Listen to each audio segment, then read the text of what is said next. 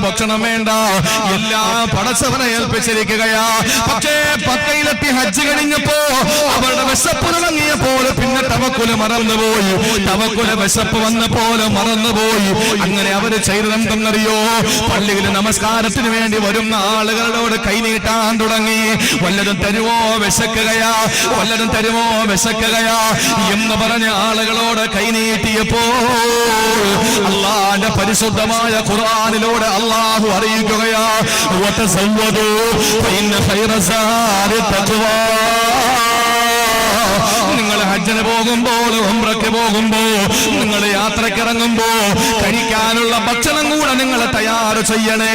ഏറ്റവും നല്ല ഭക്ഷണം ഏതെന്നറിയോ? അത് തഖ്വയാണെന്ന് പരിശുദ്ധ ഖുർആൻ. എന്ത് തഖ്വയാണ് ചട്ടൻ ചാലുകാരാ നമുക്കുള്ളത്? നമ്മൾ കഴിക്കുന്ന ഭക്ഷണം ഹലാലാണെന്ന് ഉറപ്പുണ്ടോ? നമ്മൾ കഴിക്കുന്ന ഭക്ഷണം ഹലാലാണെന്ന് ഉറപ്പുണ്ടോ? പറയാൻ എളുപ്പമാണ്, പ്രസംഗിക്കാൻ എളുപ്പമാണ്. അല്ലാഹുവിന് ഇഷ്ടപ്പെടാത്ത ഒരു പല്ലിമുട്ടായി നമ്മുടെ പള്ളയിൽ പോയോ നമ്മുടെ ദുആ സ്വീകരിക്കുകയില്ല, നമ്മുടെ പ്രാർത്ഥന അല്ലാഹു ഖബൂൽ ചെയ്യുകയില്ല. എന്റെ പ്രിയപ്പെട്ട സഹോദരങ്ങളെ, ചിന്തിക്കണേ. നിങ്ങൾക്കറിയോ, മഹാനായ ഇമാം അഹ്മദ് ബിൻ ഹംബൽ ഇന്ന് മദ്ഹബ് വേണ്ടെന്ന് പറയുന്നവരുണ്ടല്ലോ. മദ്ഹബ് വേണ്ട എന്ന് പറയുന്ന മിടുക്കന്മാര് വിഡ്ഢികളുടെ സ്വർഗത്തിലാണ്. മഹാനായ ഇമാം അഹ്മദ് ബിൻ ഹംബൽ മുഹദ്ദിസ് അല്ലേ? മഹാനായ ഇമാം അഹ്മദ് ബിൻ ഹംബൽ ഫഖീഹ് അല്ലേ? മഹാനവറുകൾ ഒരു മദ്ഹബിന്റെ ഇമാമല്ലേ? അഹ്മദ് ബിൻ ഹംബലിന്റെ ജീവിതത്തിൽ ഒരു സംഭവം ഉണ്ടായി. സഹോദരങ്ങളെ, ഇമാം അഹ്മദ് ബിൻ ഹംബലിന് ഭക്ഷണം പാചകം ചെയ്യാൻ കുറച്ച് തൈരിന്റെ ആവശ്യം വന്നു. ബന്ധുക്കളോട് പറഞ്ഞു, തൈര് കൊണ്ടുവരുമോ? സഹോദരിമാരെ കേൾക്കാൻ വേണ്ടി കേട്ട് പറയുകയാ, കുറച്ച് തൈര് കൊണ്ടുവരുമോ? അങ്ങനെ കുറച്ച് തൈര് കൊണ്ട് ബന്ധുക്കളെ കയ്യിൽ കൊടുത്തു. സുബ്ഹാനല്ലാഹ്, ഇമാം അഹ്മദ് ബിൻ ഹംബൽ ആ തൈര് പാത്രം എടുത്ത് കയ്യിൽ വെച്ച് നോക്കിയപ്പോ മഹാനായ അഹ്മദ് ബിൻ ഹംബലിന് സംശയം വന്നു. അഹ്മദ് ബിൻ ഹംബൽ പറഞ്ഞത് എന്തെന്നറിയോ? എനിക്ക് തൈര് വേണ്ട. കാരണം ഇത് ഹലാലാണോ ഹറാമാണോ എന്നറിയാത്ത തൈര. ഇത് വ്യക്തമായി എനിക്ക് ഹലാലാണെന്നോ ഹറാമാണെന്നോ അറിയാത്ത തൈര. അതുകൊണ്ട് തൈര് എനിക്ക് വേണ്ട എന്ന് പറഞ്ഞു. നശിപ്പിച്ച് കളയാൻ ബുദ്ധിമുട്ട് തോന്നിയ ബന്ധുക്കൾ ചോദിച്ചു, എന്നാൽ ഇവിടത്തെ പാവങ്ങൾക്ക് കൊടുക്കട്ടെ, പട്ടിണി പാവങ്ങൾ ധാരാളമുണ്ടല്ലോ. ഇമാം അഹ്മദ് ബിൻ ഹംബൽ പറഞ്ഞു, കൊടുത്തോ, പ്രശ്നമല്ല. പക്ഷേ ഞാൻ സ്വീകരിച്ചില്ല, തിരസ്കരിച്ച തൈരാണെന്ന് പറഞ്ഞിട്ട് വേണം കൊടുക്കാൻ. ഇമാം അഹ്മദ് ബിൻ ഹംബലിന്റെ ബന്ധുക്കള് അവിടെയുള്ള പട്ടിണി പാവങ്ങളുടെ വീട്ടുമുറ്റത്ത് ചെന്ന് ചോദിക്കുന്നു, തൈര് വേണോ? അവര് ചോദിച്ചു, എന്തെന്നാ കിട്ടിയത്? അഹ്മദ് ബിൻ ഹംബൽ ഉപേക്ഷിച്ച തൈരാണ്. അല്ലാഹുവിനെ തന്നെയാണ് സത്യം. അവര് പറഞ്ഞതെന്തെന്നറിയോ? നിങ്ങൾ വിശന്നങ്ങ് മരിച്ചാൽ, നിങ്ങൾ പട്ടിണി കിടന്ന് മരിച്ചാൽ നിങ്ങൾക്ക് ഇമാം അഹ്മദ് ബിൻ ഹംബൽ ഒഴിവാക്കിയ തൈര് വേണ്ട. എന്തുകൊണ്ടെന്നറിയോ? ഇമാം അഹ്മദ് ബിൻ ഹംബൽ വേണ്ടെന്ന് പറഞ്ഞതിൽ എന്തോ രഹസ്യമുണ്ട്. അവസാന ബന്ധുക്കൾക്ക് നിലത്തൊഴിക്കാൻ വിഷമം തോന്നിയപ്പോ ആ തൈര് പാത്രം വലിച്ച് കടലിലേക്ക് എറിഞ്ഞത്രേ. സഹോദരങ്ങളെ, തിരികെ വന്ന ബന്ധുക്കളോട് അഹ്മദ് ഇമാം ചോദിച്ചു, നിങ്ങൾ തൈരെന്താ ചെയ്തത്? ഞങ്ങൾ കടലേക്ക് വലിച്ചെറിഞ്ഞെന്ന് മറുപടി പറഞ്ഞപ്പോൾ അഹ്മദ് ബിൻ ഹംബലിന്റെ ചരിത്രം പറയുന്നതെന്തെന്നറിയോ? എന്റെ ചട്ടൻ ചാലുകാരാ, എന്റെ ശബ്ദം ശ്രവിക്കുന്ന പ്രിയപ്പെട്ട പെങ്ങളെ, ഇവിടെയാ നമുക്ക് തഖ്വ നഷ്ടപ്പെട്ടു പോയത്. അല്ലാഹുവിനെ തന്നെയാണ് സത്യം. ഇമാം അഹ്മദ് ബിൻ ഹംബൽ മരിക്കുന്നത് വരെ പിന്നെ മത്സ്യം കഴിച്ചിട്ടില്ല. ഒരു പാത്രം തൈര് കൊണ്ട് കടലൊഴിച്ചാൽ ആ പാത്രം തൈര് കടലിൽ എന്താകാനാണ്? അല്ലെങ്കിൽ തന്നെ ആ തൈര് ഹറാമല്ലല്ലോ, ഹലാലാണോ ഹറാമാണോ എന്ന് വ്യക്തമാകാത്ത തൈരല്ലേ. അതുമാത്രമല്ല, ഈ മത്സ്യം വേറെ കടലിലുള്ള മത്സ്യമായിരിക്കൂലേ കയ്യിൽ കിട്ടുന്നത്.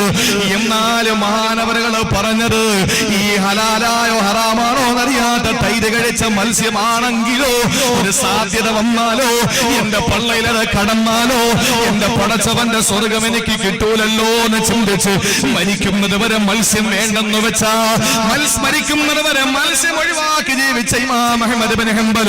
സഹോദരങ്ങളെ, നമുക്ക് യാത്ര ദൈർഘ്യമാണ്. ദീർഘമായ യാത്രയിൽ നമുക്ക് ആവശ്യമായ ഭക്ഷണം വേണം. ആ ഭക്ഷണം ഏതെന്നറിയോ? അല്ലാഹു പറയുന്നു, ഫഇന്ന ഖൈറ സാദി തഖ്വാ. തഖ്വയാ തക്കുവയാകുന്ന ഭക്ഷണം നമുക്ക് കൊണ്ടുപോകണം. മക്കള് സ്കൂളിൽ വരുമ്പോൾ, കോളേജ് വിട്ട് വരുമ്പോൾ അവരെന്തോ ചവച്ചോണ്ട് വരികയാണ്. ഉമ്മ ചോദിച്ചു എവിടെ നിന്ന് കിട്ടി?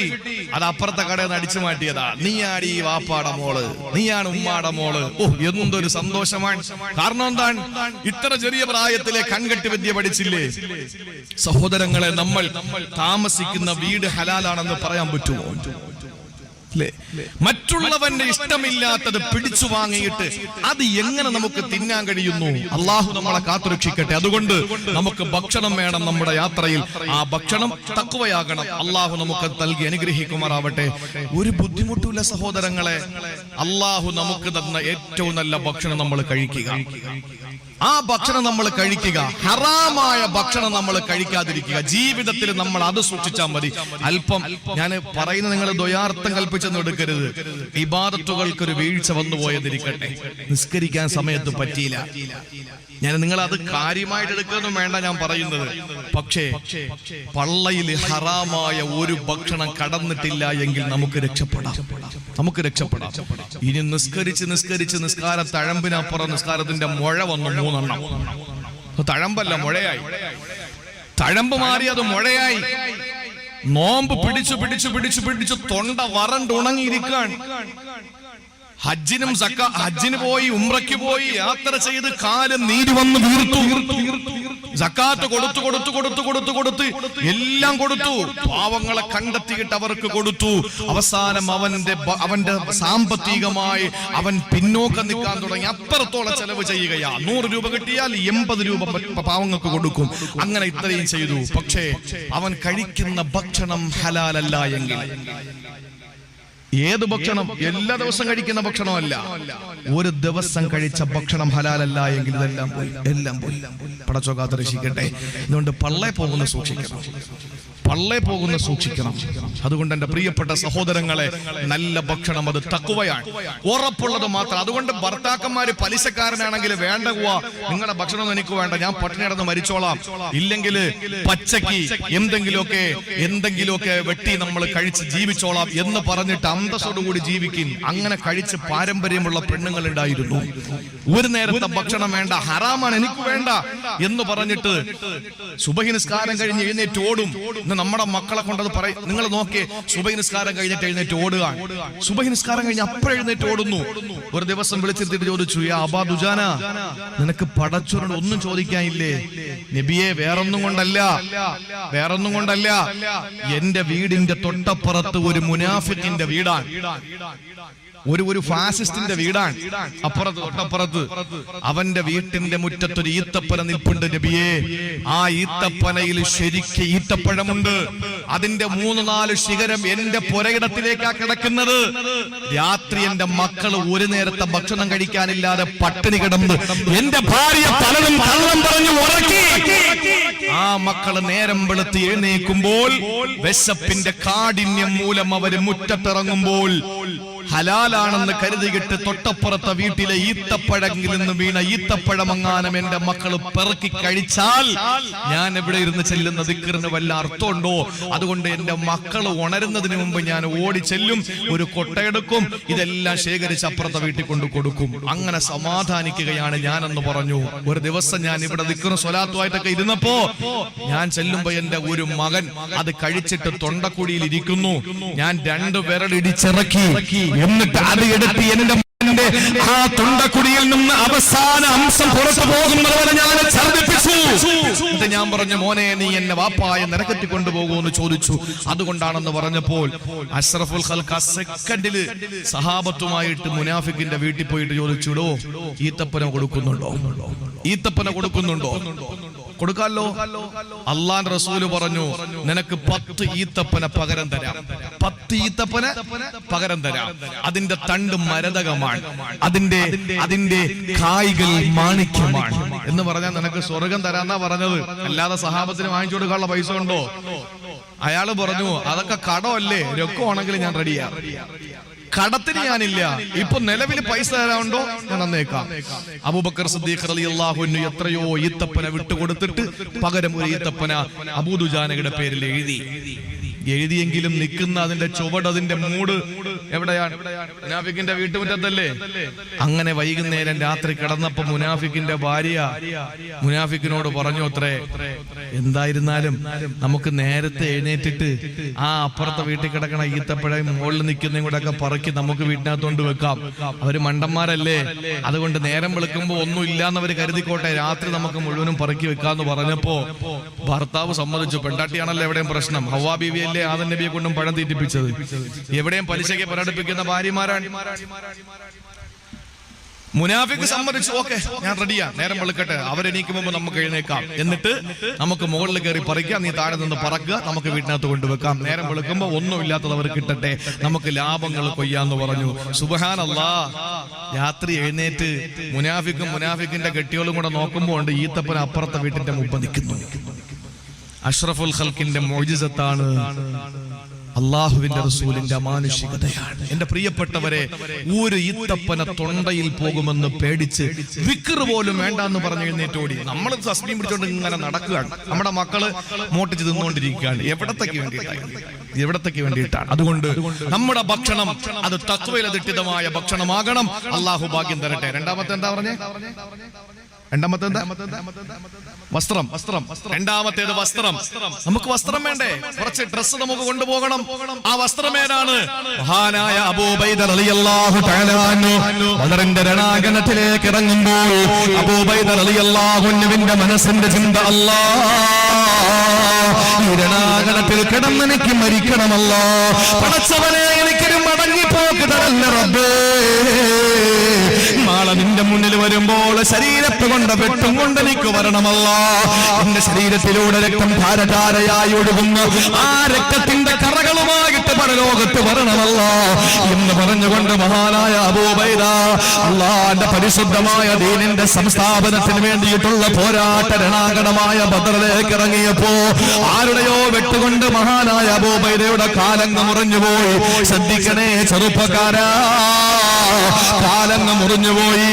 ആളുകളെ താങ്ങിയെടുത്ത് ടെന്റിനകത്ത് കൊണ്ട് കിടത്തി. ആ തമ്പിനകത്താണ്, ടെന്റിനകത്താണ്, ഹൈമയ്ക്കകത്താണ് റസൂലുള്ളാഹി ദുആ ചെയ്യുന്നത്. നേരെ കൊണ്ടുവന്ന് ടെന്റിനകത്ത് കിടത്തി. ബോധം കെട്ടുപോയ അബൂ ഉബൈദ മെല്ലെ മെല്ലെ കണ്ണു തുറന്നപ്പോ താന് രണാങ്കണത്തിലല്ല, താന് കിടക്കുന്നത് ടെന്റിനകത്താണ്, ഹൈമയ്ക്കകത്താണെന്ന് മനസ്സിലാക്കി അബൂ ഉബൈദ അല്ലാഹുവിന്റെ റസൂലിന്റെ മുന്നിൽ വരികയാണ്. എന്നിട്ട് നബിയോട് ചോദിക്കുന്നു, യാ നബിയേ, എനിക്ക് രണാങ്കണത്തിൽ കിടന്ന് മരിക്കാൻ ഭാഗ്യം കിട്ടിയില്ല, എന്റെ കാല് മുറിഞ്ഞു പോയി. ഈ കാലിലെ മുറിവ് കാരണം ഞാൻ പിന്നീട് മരിച്ചു പോയാൽ എനിക്ക് രക്തസാക്ഷിയുടെ കൂലി കിട്ടുമോ നബിയേ? റസൂലുള്ളാഹിന്റെ മുന്നിൽ വന്ന് വിങ്ങിപ്പട്ടിക്കൊണ്ട് മഹാനായ അബൂ ഉബൈദ പറഞ്ഞതെന്താണ്? പുകഴുണ്ട ഇരുപേരും അഭിഷേകത്തിൽ പുകഴും ഹബീബുള്ളാഹ് തിരുമുമ്പേറ്റി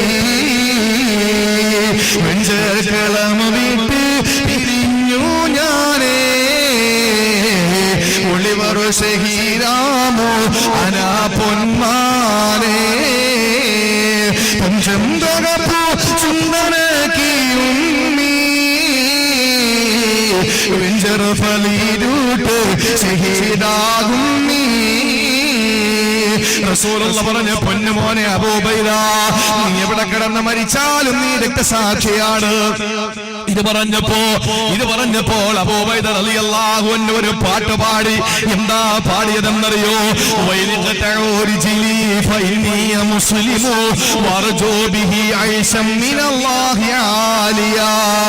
അല്ലാഹുവേ, എന്റെ കാലവര് മുറിച്ചോട്ടെ, പ്രശ്നമല്ല. എന്റെ കൈകാലുകൾ മുറിച്ചു മാറ്റട്ടെ, പ്രശ്നമല്ല. എന്റെ ശരീരത്തിന്റെ അവയവങ്ങളെല്ലാം അവര് പിച്ച് ചീന്തട്ടെ, പ്രശ്നമല്ല. ഞാൻ ആഗ്രഹിക്കുന്നത് അല്ലാഹുവേ, നിന്റെ ഉന്നതമായ പദവിയാണ്.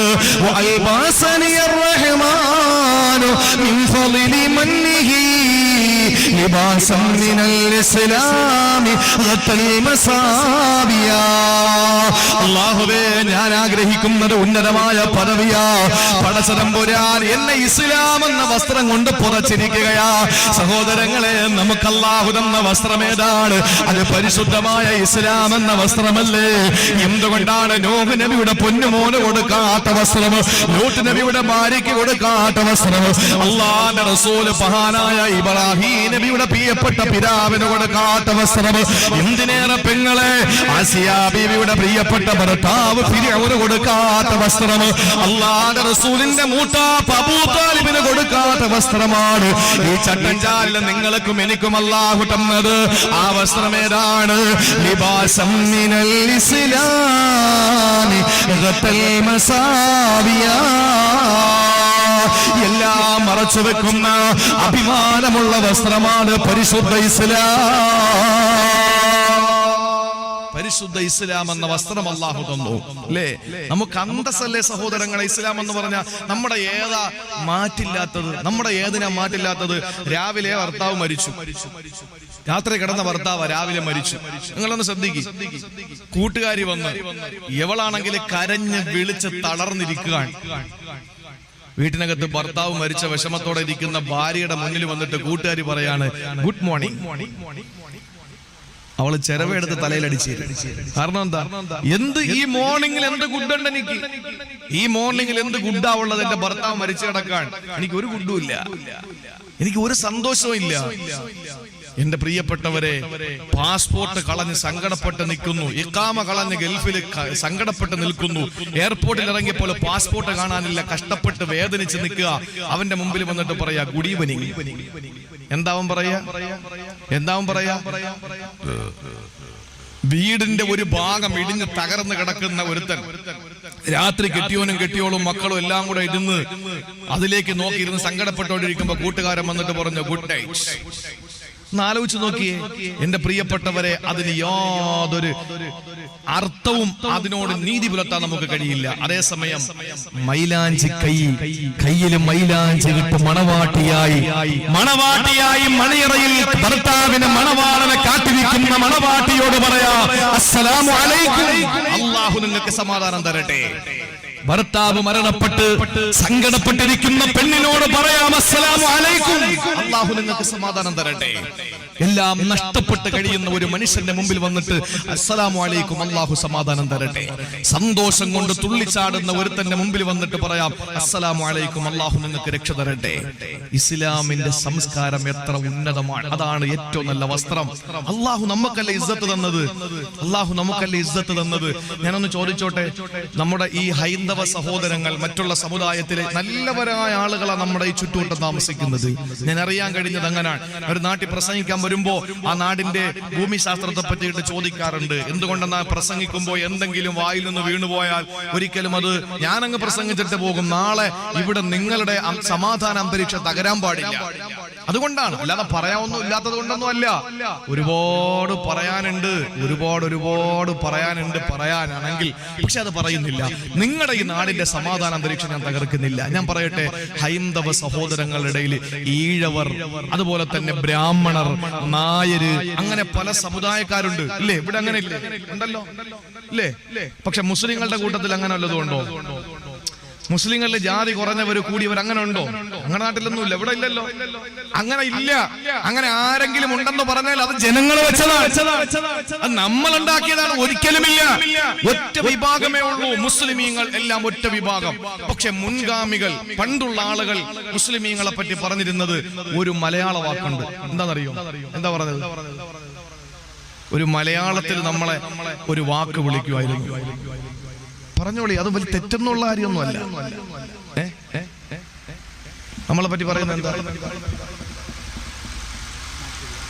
എങ്ങനെ? മാപ്പിളമാരെന്നല്ല, അത് പൊതുവേ ഉള്ളൊരു സംസാരമാണ്. ഇവിടെ പറയുമെന്ന് എനിക്കറിയില്ല. മേത്തന്മാർ എന്ന് പറയൂലേ? അത് ഇവിടെ ഇല്ലല്ലേ? മേത്തന്മാരെന്ന് നമ്മുടെ നാട്ടിലൊക്കെ പറയും.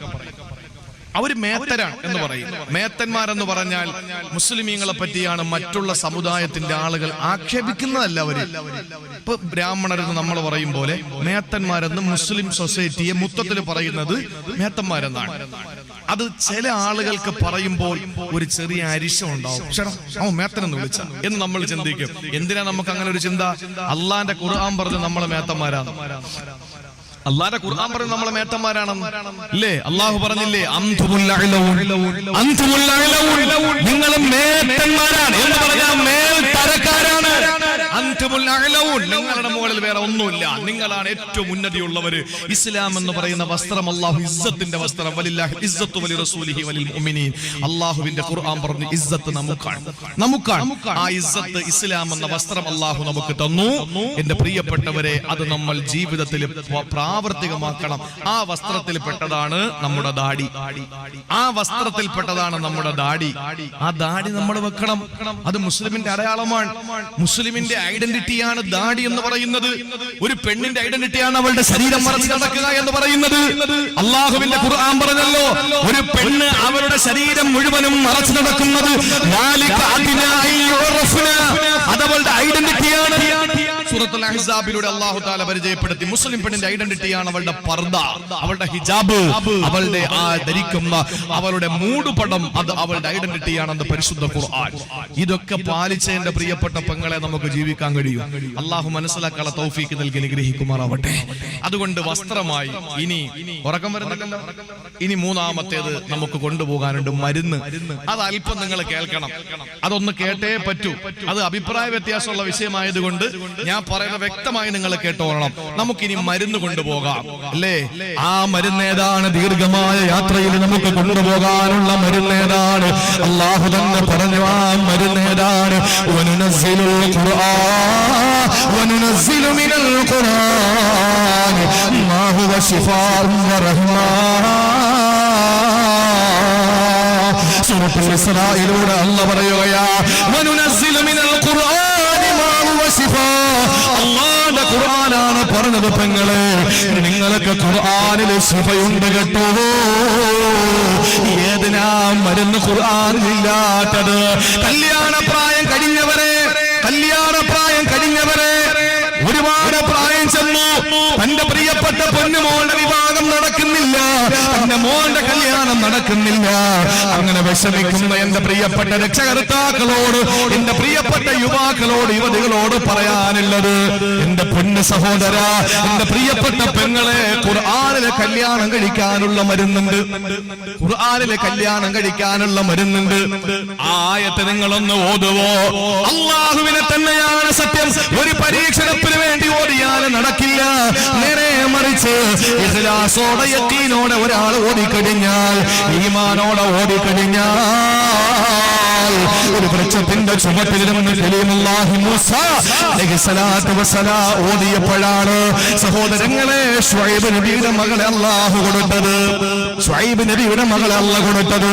നിങ്ങൾ ചോദിക്കും, മൂസാ നബിയുടെ കാലത്ത് ഖുർആനിലില്ലല്ലോ, മൂസാ നബിയുടെ കാലത്ത് ഖുർആനില്ലല്ലോ.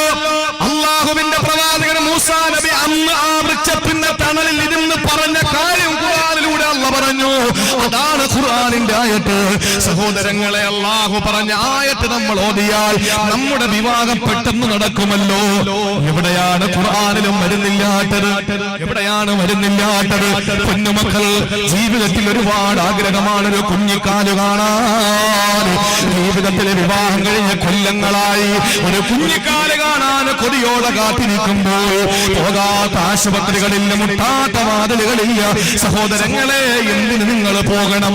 ഏത് ഹോസ്പിറ്റലിൽ പോകണം? അല്ലാഹുവിന്റെ ഖുർആനിന്റെ ഒരായത്ത്, ആ ആയത്ത് ഓതിയപ്പോഴല്ലേ മഹാന്മാരായ പ്രവാചകന്മാര്, പ്രായം ചെന്ന പ്രവാചകന്മാർക്ക് അല്ലാഹു മക്കളെ കൊടുത്തത്. സഹോദരങ്ങളെ, റബ്ബിലാ തദർനീ ഫർദൻ വഅൻത ഖൈറുൽ വാരിസീൻ. ഖുർആനില്ലാത്ത ഏതാണ്? കല്യാണം കഴിക്കുക. റബ്ബി ഇന്നി ലിമാ അൻസൽത ഇലയ്യ മിൻ ഖൈരിൻ ഫഖീർ. പാപ്പാർന്ന് ഓതിക്കളയരുത്, പ്രായമുള്ളവരൊന്ന് ഓതിക്കളയരുത്. എന്റെ പ്രിയപ്പെട്ട സഹോദരങ്ങളെ, ഖുർആനില് എല്ലാ കാര്യങ്ങളും ഖുർആനകത്ത് അടങ്ങിയിട്ടുണ്ട്. വനുനസ്സിലു മിനൽ ഖുർആനി മാ ഹുവ ശിഫാഉൻ വറഹ്മത്തുൽ ലിൽ മുഅ്മിനീൻ. മുഅ്മിനീങ്ങൾക്ക് റഹ്മത്തും ശിഫായുമാണ് വിശുദ്ധമായ ഖുർആൻ എന്ന് അല്ലാഹുവിന്റെ പരിശുദ്ധ ഖുർആൻ സൂറത്തുൽ ഇസ്രാ. ഇനി എന്തിനാ?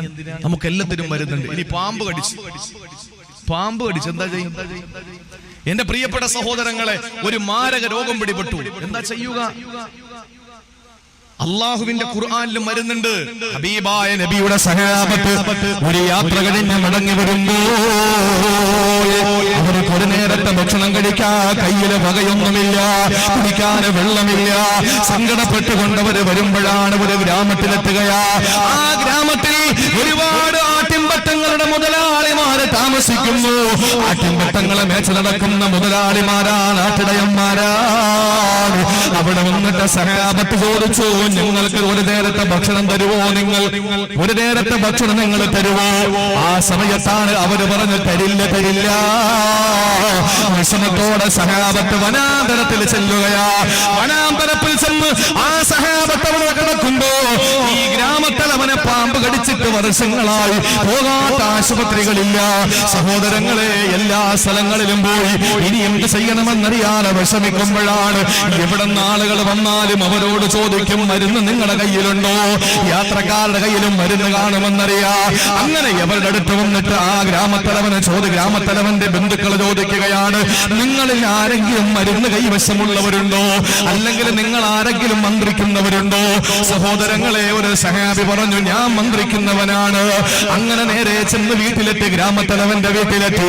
പ്രിയപ്പെട്ടവരെ, ഗ്രാമത്തലവനോട് പറഞ്ഞു, ഞാനും മന്ത്രിക്കാം, നിങ്ങളുടെ രോഗം അല്ലാഹു ശിഫയാക്കും. പക്ഷേ ഒരു നിബന്ധനയുണ്ട്, പകരം ഞങ്ങൾക്ക് ഇത്ര ആട് തരണം പറ്റുമോ?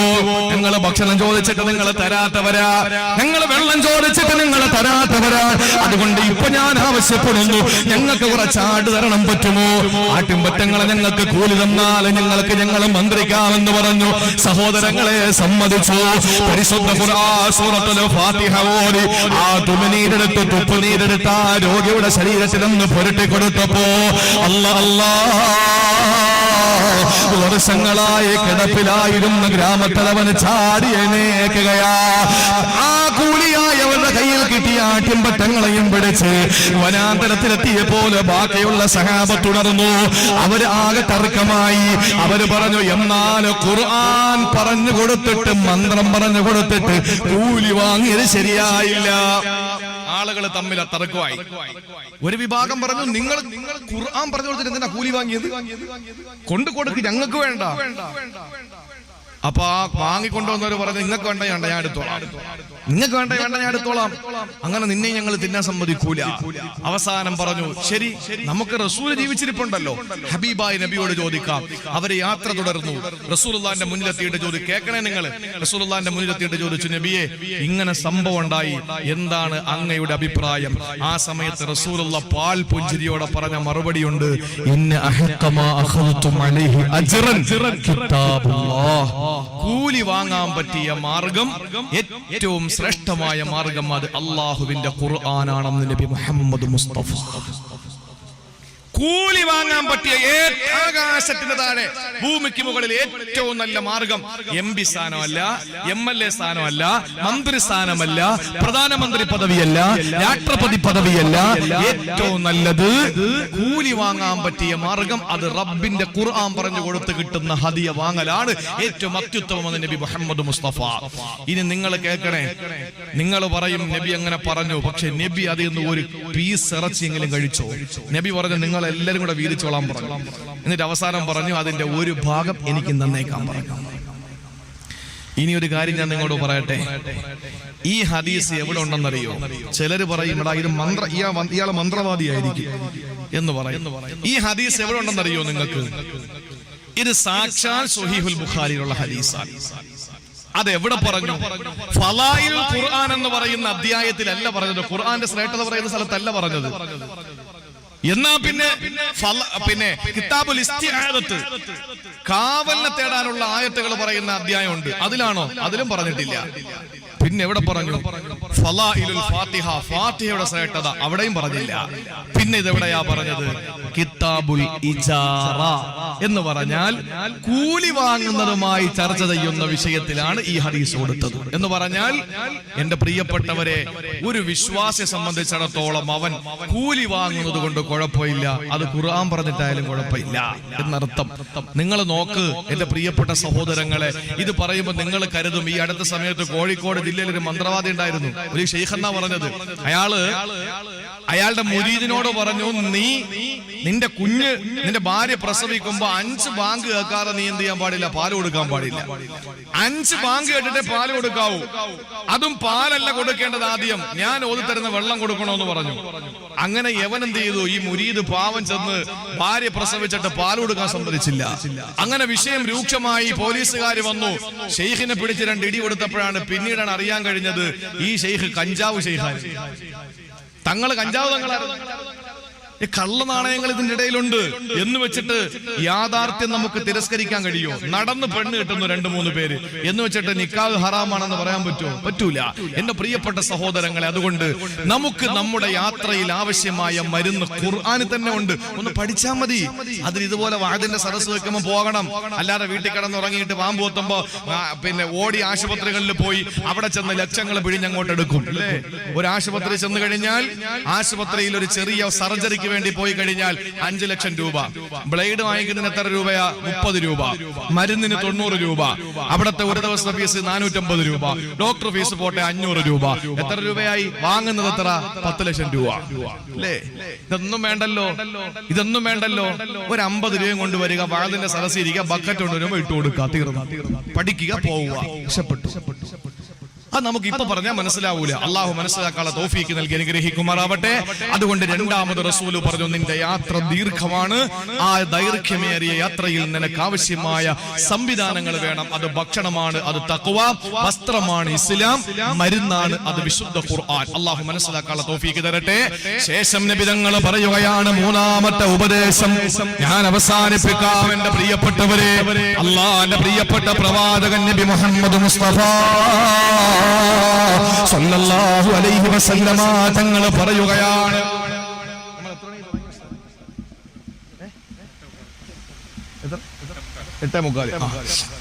ഇനി ആകെ 1/2 മണിക്കൂറേ ഉള്ളൂ നമുക്ക് സമയം. ഇനി 2 പറയാനുണ്ട്, ചുരുക്കി ഞാൻ പറഞ്ഞുതരാം ഇൻഷാ അല്ലാഹ്. ആരും പോകരുത്, വളരെ കുറഞ്ഞ ആളുകളെങ്കിലും ഇൻഷാ അല്ലാഹ്. നമ്മുടെ സദസ്സ് റഹ്മത്തിന്റെ മലക്കുകളുള്ള സദസ്സല്ലേ. ഈ സദസ്സിൽ അൽഹംദുലില്ലാ നിങ്ങൾ ഈ കാണുന്ന ആളല്ല, ഇതിനും എത്രയോ വലിയ മാലാകമാര് ഈ സദസ്സിൽ ഇങ്ങനെ നിൽക്കുകയാണ്. പക്ഷെ ഒരു കാര്യം, ഈ ഇരിക്കുന്ന നിങ്ങളിലോ ഈ മൈക്ക് വെച്ചോണ്ടിരിക്കുന്നവരിലോ അവിടെ ഇരിക്കുന്ന വളണ്ടിയർമാരിലോ അപ്പുറത്തിരിക്കുന്ന പെണ്ണുങ്ങളിലോ എന്റെ പുറകെ ഇരിക്കുന്ന ഈ അതിഥികളിലോ പ്രസംഗിക്കുന്ന എന്നിലോ ആരെങ്കിലും ഒരാള് കുടുംബ ബന്ധം മുറിച്ചിട്ടാണ് നിൽക്കുന്നതെങ്കിൽ ഒരു മലക്കിന്റെ പൊടി പോലും ഈ സദസ്സിൽ ഉണ്ടാവില്ല. കൂട്ടുകുടുംബാദികളോട് പിണങ്ങിയിട്ട് ആരെങ്കിലും ഈ സദസ്സിൽ പറയുന്ന ഞാനോ കേൾക്കുന്ന നിങ്ങളോ ഉണ്ടെങ്കിൽ റഹ്മത്തിന്റെ മജ്‌ലിസ്, റഹ്മത്തിന്റെ മലക്കുകൾ വരൂല. റസൂൽ പറഞ്ഞതാണ്. നമുക്ക് ഉള്ള ആളിനെ വെച്ച് അഡ്ജസ്റ്റ് ചെയ്യാനേ പറ്റുള്ളൂ. അതുകൊണ്ട് നമ്മളൊന്ന് നന്നാകി അള്ളാഹു ഭാഗ്യം തരട്ടെ. നമ്മളൊക്കെ മരിക്കാനുള്ളവരല്ലേ സഹോദരങ്ങളെ. ഇന്നലെ നമ്മുടെ വിഴിഞ്ഞത്ത്, തിരുവനന്തപുരത്ത് വിഴിഞ്ഞം, നിങ്ങൾക്ക് എല്ലാവർക്കും അറിയാം. ആ പ്രദേശത്താണ് ഞാൻ ഏറ്റിരുന്ന പരിപാടി. അന്ന് രാവിലെ വിളിക്കുമ്പോൾ ഇമാമിന്റെ ഫോണിൽ സ്വിച്ച് ഓഫ് ആണ്. ഫേസ്ബുക്കിൽ വന്നു, അവിടെ അത് സംഭവിച്ചു, ഇത് സംഭവിച്ചു. വിശ്വസിക്കാൻ പറ്റില്ലല്ലോ, ഫേസ്ബുക്കിൽ വരുന്ന ഒന്നും വിശ്വസിക്കാൻ പറ്റൂല. അപ്പൊ അതുകൊണ്ട് അവിടെ പരിപാടിക്ക് പോകാൻ വേണ്ടി ഇറങ്ങിയിട്ട് ഫോൺ വിളിച്ചിട്ട് കിട്ടുന്നില്ല. എല്ലാവരെയും വിളിച്ചു, ആരെയും കിട്ടുന്നില്ല, എല്ലാം സ്വിച്ച് ഓഫ് ആണ്. വയലുണ്ടെന്ന് അറിഞ്ഞിട്ട് പുറത്ത് നിന്ന് ആരോ ഒരാൾ അവിടെ ചെന്നപ്പോ അയാളെ മൊബൈൽ വാങ്ങിയിട്ട് പള്ളിയിലെ ഇമാം വിളിച്ചു പറഞ്ഞു, പൊന്നുസ്താദ് ഇങ്ങോട്ടൊന്നും വന്നേക്കല്ലേ, 200 പേര് കടലിൽ പോയിട്ട് ആരെയും കാണാനില്ല. 200 പേര് കടലിൽ പോയിട്ട് കാണാനില്ല. ഭയങ്കര പ്രശ്നമാണ്, കടല ഇരച്ച് കയറിക്കൊണ്ടിരിക്കുകയാണെന്ന് പറഞ്ഞു പരിപാടി മാറ്റിവെച്ചു. ഞാൻ പറഞ്ഞത്, നടുകടലിൽ തന്റെ വള്ളത്തിൽ പോയ പോളെന്ന് പറയുന്ന ഒരു ക്രിസ്ത്യാനി സഹോദരൻ രക്ഷപ്പെട്ട് കരയെത്തിയപ്പോൾ അദ്ദേഹം പറഞ്ഞ വാക്കെന്തെന്നറിയോ? എന്റെ കൺമുമ്പിൽ എന്റെ കൂടെ മീൻ പിടിക്കാൻ വന്ന 2 പേര് വെള്ളത്തിൽ മുങ്ങി താഴുകയാണ്, എനിക്ക് രക്ഷപ്പെടുത്താൻ കഴിഞ്ഞില്ല. ഞാനും വെള്ളത്തിലേക്ക് വീണു. ഞാൻ പെട്ടെന്ന് എന്റെ വള്ളത്തിന്റെ തടിയിൽ പിടിച്ചു കിടന്നു. ഉപ്പ് വെള്ളം കുറെ കുടിച്ച് ഞാൻ ക്ഷീണിച്ചു. അവസാനം എനിക്കറിയാം ഞാനും എന്റെ കൂട്ടുകാരെ പോലെ വെള്ളത്തിൽ വീണു പോകുമെന്ന്. അങ്ങനെ ഞാൻ ഒരു കയറെടുത്തു. എന്നെയും അതിനകത്തുള്ള ഒരു സഹോദരനെയും കൂടെ തമ്മിൽ കൂട്ടിക്കെട്ടി ആ വള്ളത്തിൽ കെട്ടിയിട്ടിരുന്നു. അതുകൊണ്ട് 2 ദിവസം 48 മണിക്കൂർ ഞങ്ങൾ വെള്ളത്തിലായിരുന്നു. താണുപോയില്ല. കാരണം വള്ളത്തിന്റെ തടിയിൽ ഞങ്ങളെ കെട്ടിയിട്ടിരുന്നത് കൊണ്ട് താഴോട്ട് പോയില്ല. സഹോദരങ്ങളെ, 48 മണിക്കൂർ 2 ദിവസം നടുക്കടലിലൊന്ന് സങ്കല്പിച്ചു നോക്കിയേ. കിടക്കാൻ 2 രാവും 2 പകലും. അവസാനം ദുരന്ത നിവാരണ അതോറിറ്റിയുടെ ഹെലികോപ്റ്റർ പോയപ്പോ അവര് ഉടുത്തിരിക്കുന്ന തുണി വലിച്ചുരിഞ്ഞിട്ട് വീശി കാണിച്ചു കൊടുത്തു. അങ്ങനെ രക്ഷപ്പെടുത്തി